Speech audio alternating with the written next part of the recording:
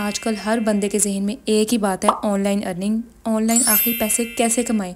इसके लालच में वो कोई भी ऐड देख के किसी भी रैंडम बंदे के अकाउंट पे इतना ट्रस्ट कर लेते हैं, और जहां ख़ास तौर पे उनको ये नज़र आ जाए कि आप रातों रात अमीर बने, रातों रात एक क्लिक से आप लाखों कमाएं, तो बस हमारी आवाम समझती है कि बस यही है हमारे ख्वाबों का राजा जो हमें अमीर बना देगा।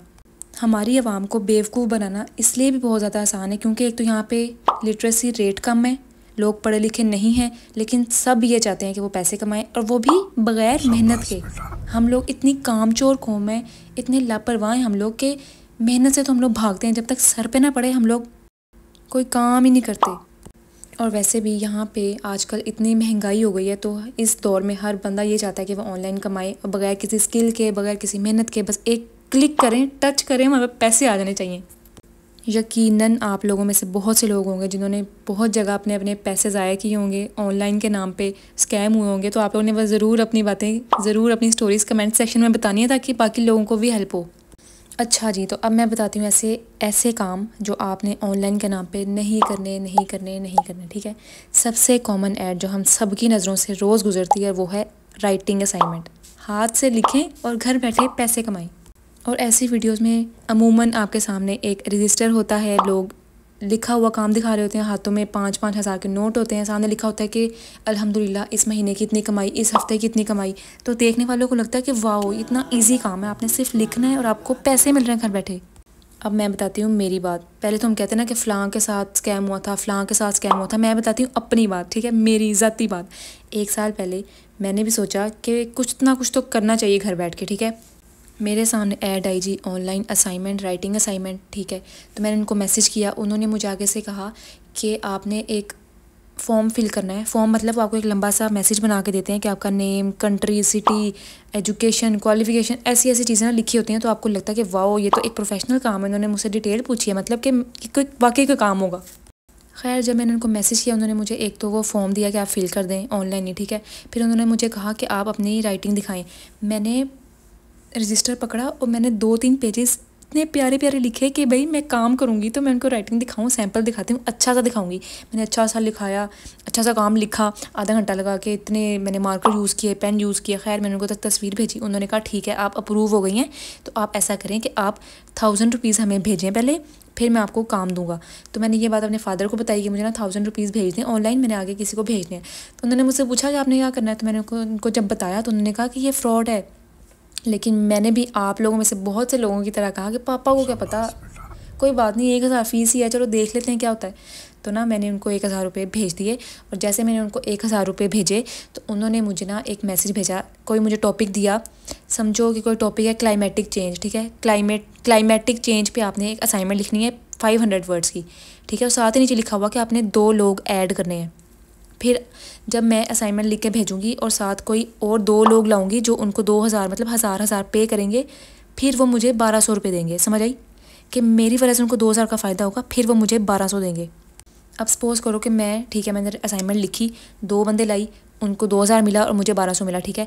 फिर वो मुझे एक अगला टॉपिक देंगे, मैं फिर से नए 2 बंदे लाऊंगी, और जो उनके पास जो 2 बंदे गए होंगे वो उनको टॉपिक देंगे और वो भी 2 बंदे लाएंगे। समझ रहे हो, इनकी चेन चलती है ऐसी पूरी कि बंदे ऐड पे ऐड होते रहते हैं और ये लोग प्रॉफिट से प्रॉफिट कमाई जाते हैं।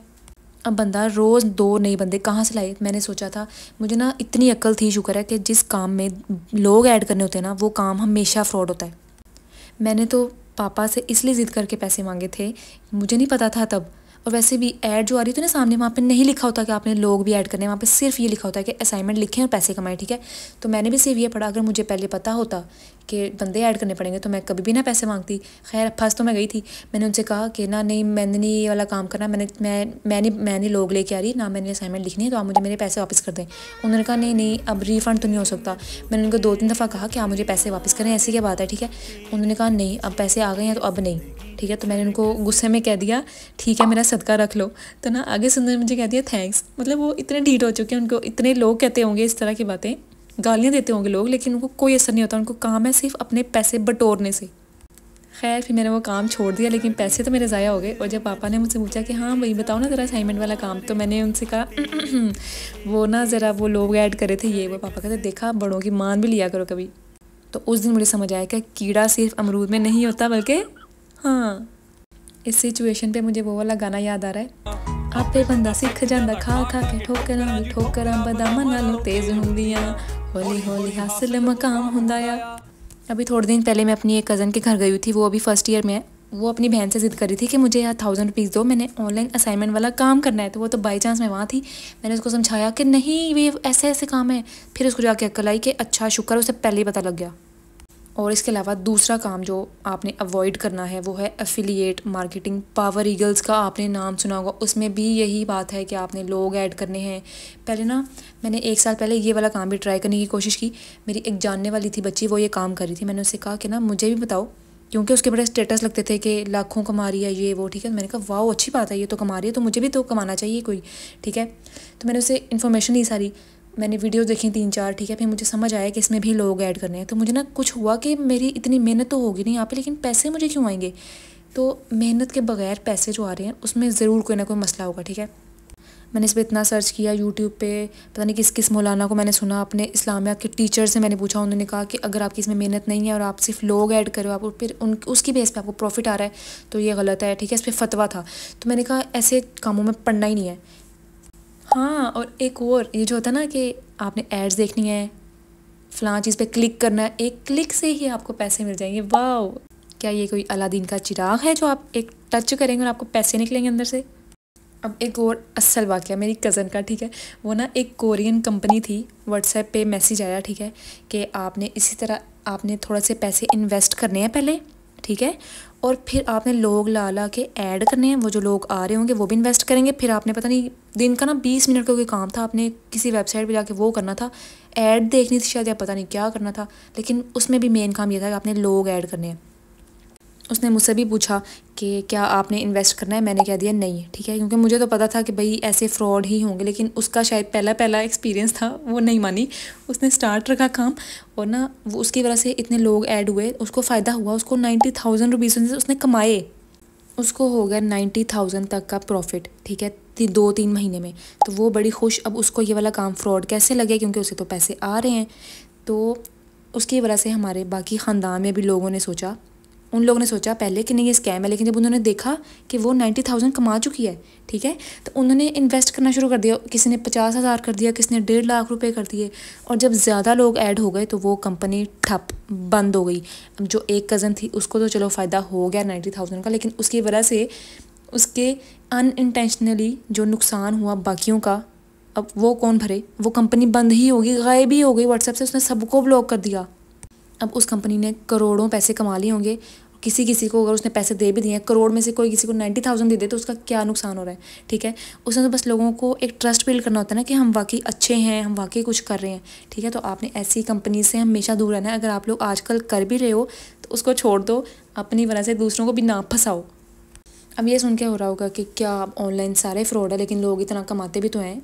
ऑनलाइन अर्निंग की ना टाइप्स होती हैं, जैसे ऐड देखना, क्लिक करो और लोग ऐड करो, ये काम सारा बकवास है, ठीक है। आप क्या कर सकते हो ऑनलाइन, आप कंटेंट बना सकते हो, एडिटर बन सकते हो। अगर आपको कोई स्किल आती है, जैसे graphic designing, Canva, video editing, web designing, web development, कुछ ऐसा आता है, तो फिर आप फाइवर वगैरह पे जाके अकाउंट्स बनाओ और फिर अपनी सर्विसेज सेल करो और फिर पैसे कमाओ। इस तरह नहीं लोग ऐड करने हैं, पैसे इन्वेस्ट करने हैं, ये तो वो।